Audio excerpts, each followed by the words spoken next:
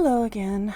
Well, I've been a little stressed out, honestly, because my bank card was hacked, and I'm waiting for a new bank card to arrive from Texas, and it's been about 2 weeks, and the rent is late now, and I've never really known how to handle that except panic. So, yeah, if I seem a little panicked, a little worried, that's why. I check every day, and now I have to wait until Monday. And, it's a little worrying because the money's in my bank, it's there, but I can't access it.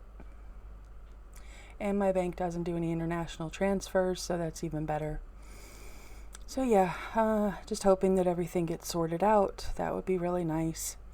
A little less stress would be really great.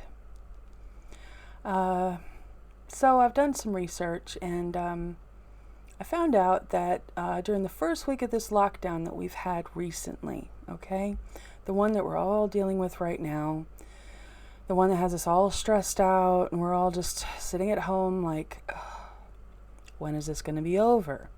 Be really nice, right? Well, there were 921 COVID phone calls coming from Cornwall and Plymouth area. All right.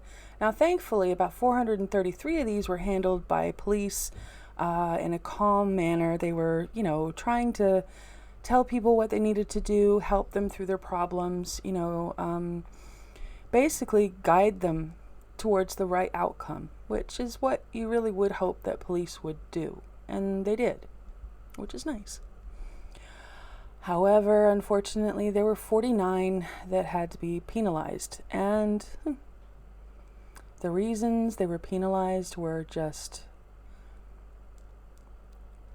I cannot wrap my head around why people are behaving this way. I can't. I've tried. I read the stories and I try to find some kind of justification for it, and I can't. A great number of them were birthday celebrations. Well, I had to celebrate my birthday in lockdown. And, it was with my partner, and it was okay. It wasn't bad. I mean, I was grateful to have one. I was able to celebrate, and, I didn't have COVID, and, I had actually survived it. So, it was,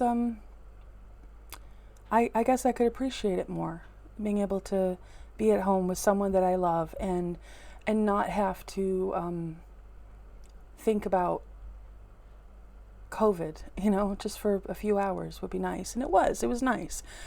And I didn't have to worry about it. But you have these people out there that somehow, I don't know if they just think they're bulletproof or that none of this touches them. I don't understand. But they're holding these private parties and they're sneaking people in, and some of them are children's birthday parties, which is even worse to me. Because, they have, what I've read, up to 10 to 12 children in these little birthday parties, and they're not following the COVID regulations as it is, and then they're not wearing their masks, and they're socializing with one another, and their parents are socializing, and then when they come home, what do they actually know they're walking through the door with, right? And if I had a child, I would be a mess. I'd be very, very, very worried. And I don't know if I would be able to actually send them back to school. If I actually had one, I don't know that I would be able to do that and feel that they were safe. It's a very scary world that we live in now, and I understand how some parents feel that way. Even though I don't have a child, I try to put myself in their place enough to try to get a feel for what it might be like. And I can't even, I can barely imagine how scary it must be if you have a kid, you know? But yeah, and then there were some people that were celebrating leaving their job celebrations. So they invited several people over, and well, people were calling the police on them, and they would arrive at the house, and then they were discovering people hiding in closets under stairs, in the garage or garage, as people from America might say it. And the excuses were, well, let's just be honest. Come on, the excuses were pathetic. You know, well, I was on my way to my friend's house, and, right, I've read the police reports, and the excuses are terrible. They're terrible. I don't know what they're thinking. I don't know that they even are. I mean, when you're put under the pressure of a policeman asking you where you're going or why you are where you are, yeah, it can be stressful. I haven't actually experienced that yet, but I know I would be nervous. Even if I hadn't done anything wrong, I'd still be nervous, but that's just me. I'm a nervous Nelly. I have anxiety. I deal with it. And social anxiety, through the roof, trust me. And then, of course, you have the people that are just getting together to party and get drunk and throw away all their responsibilities and just do whatever they want, which, you know, I suppose during regular life without COVID wouldn't be a choice I would make. But, hey, you know, I mean, you're free to do that. And you got to deal with whatever consequences there might be. And there are quite a few. But right now, come on. Guys, girls, people, stay indoors. I mean, I've been doing it. Learn a new skill. You know, read a book you've always wanted to read. Or listen to the audiobook. That's what I'm doing. I'm listening to Dune right now because I have always wanted to read the book, but it's really hard for me to hold a book in my hands now because I have fibromyalgia. So for me, listening to the book is a good choice, you know. But I'm practicing my drawing skills and I'm getting better. And I mean, who knows what your skill could be? Or maybe you want to learn how to make something. A cake, bread, I don't know, hummus, who knows? There's all kinds of things that you could be learning out there right now. I mean, I don't know if you know this, but MIT, on their webpage, they offer free courses. You could learn something. All you have to do is go and explore and go look. And believe me, there's a whole world of learning out there right now, and a lot of places on the internet are offering a lot of classes that you can take completely free or at a really reasonable cost, believe me, just to keep you busy. You know, I mean, you can't say you're bored right now. There's always something you can be doing. Always. I mean, come on, you know? I mean, surely if there's nothing else, there's laundry. There's a corner of the house that needs to be cleaned that hasn't been cleaned. You know, do it with your family. Do it with your kid. Spend time getting to know them. Whatever you've got to do, do it. But try to make it productive. You know, because there was a guy in Plymouth who apparently decided to drive 200 miles, I think. Or maybe 300 miles, and he did all that so that he could meet someone for sex. And he met them, and apparently he was in the middle of the act, you know, he's in the middle of getting it on, when he got caught. The police caught him, Oh boy. I mean, talk about sticking out like a sore thumb. I mean, you know, uh, and the police, they fined him 200 pounds. 200 pounds for public indecency, I guess. In flagrante. Indelicto in flagrante. I've probably messed that up, but you know what I'm getting at. I mean, come on. I understand. I mean, I do, believe me. Everybody has certain wants and needs and desires. I get that. But use your brain, please. Don't risk your life over a hookup. I mean, come on, you know? I mean, you could spend that time focusing on yourself, have a little alone me time, and I'm pretty sure you'll feel a lot better. I'm not actually going to say it, but you know what I'm getting at. Don't pretend. You know. So, I did a little research, and I found out that there are, because I'm sitting here trying to be patient with my my vaccine. I'm waiting for it. I'm waiting to be told, you can go get your vaccine. So I'm waiting, and Gaia gets a notice that she's getting her vaccine, and I'm like, but where's mine? It's just a human thing. I think it's a human reaction, but you know, I immediately thought, where's mine? And so I went to go look. Wow, there's a queue. Oh boy, is there a queue. Apparently, and I'm reading this, there are still around 14.5 approximately million people in front of me. So they're telling me that I should be receiving my my first dose between January and August. So a little while longer. I'm not too mad about it. I mean, what difference is it going to make now? You know, I've been in the house under lockdown for a very long time. I mean, the other thing that's kind of irritating me is because I'm in a local group on Facebook, and I do read quite a few of the posts. And there is a huge number of people that are complaining about not being able to get their hair done, their nails done, their eyelash extensions.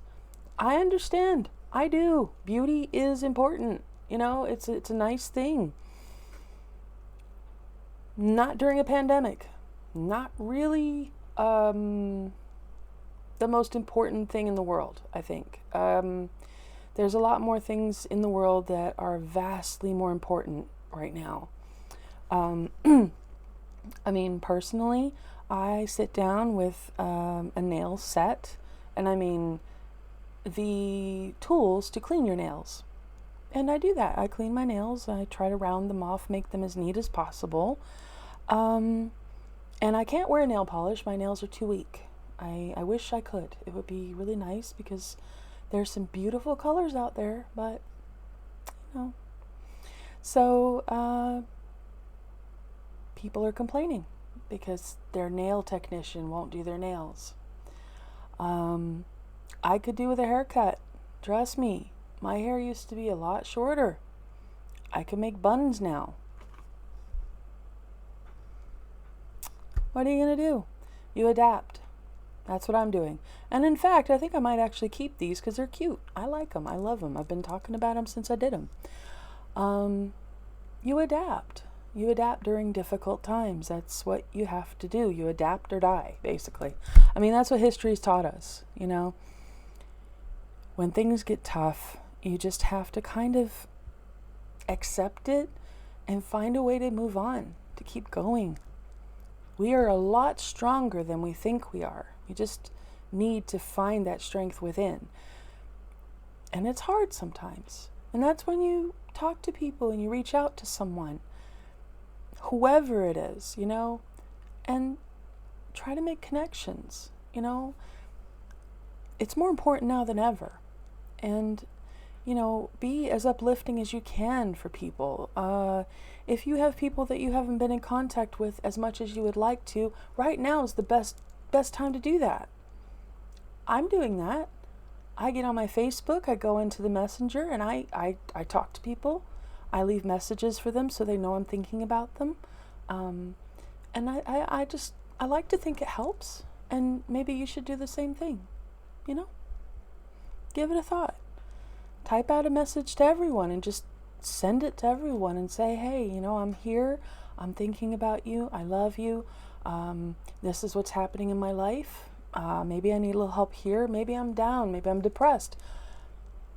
Whatever it is, And if they don't reply with kindness or support, maybe they're not really your friends. You'll find that in life too. I have to say this. At one point, when I lived in America, I was told I would never walk again. Sounded awful to me at the time, but I didn't believe it. I didn't. My doctors told me that I would be relegated to a wheelchair and I wouldn't walk anymore. Well, I fought back and I learned how to walk again. And it took a long time. And I did not have health insurance, so I had no physical therapy or guidance, nothing like that. But I pushed and pushed and pushed, and I can walk now. It's slow, but I walk. And I'm just saying that you don't know what you are capable of unless you try. But while I was in that wheelchair, people that had called themselves my friends, they disappeared. People who I had sat down with and listened to and supported and done everything I could to try to be there for them weren't there for me. That's the difference between a friend and an acquaintance. And it's why I hesitate when I call people my friends and when I say somebody is an acquaintance. It's not an insult. It just means I don't know you well enough to trust you fully. And I think that trust is, it's a very sparing thing nowadays, And we should value it a heck of a lot more than we do. We really should. So yeah, it's been a hard week, hard couple of weeks. But I got up, I sat down, and I decided, you know what? I'm going to make a YouTube video. I'm going to talk to you guys, and I'm just going to see how you're doing.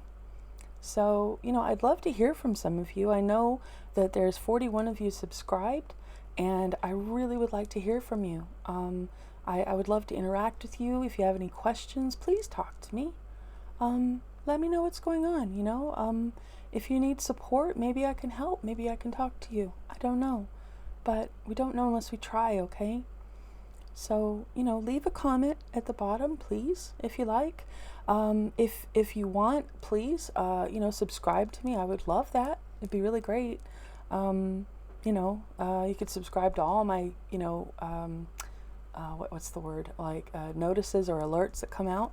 And, as my channel grows, who knows what I can do, I have a lot of ideas, a lot of things I'd like to show you, but I'm kind of limited at the moment, so all I can really do is, talk to you, keep you company, and, just try to be uplifting at this time.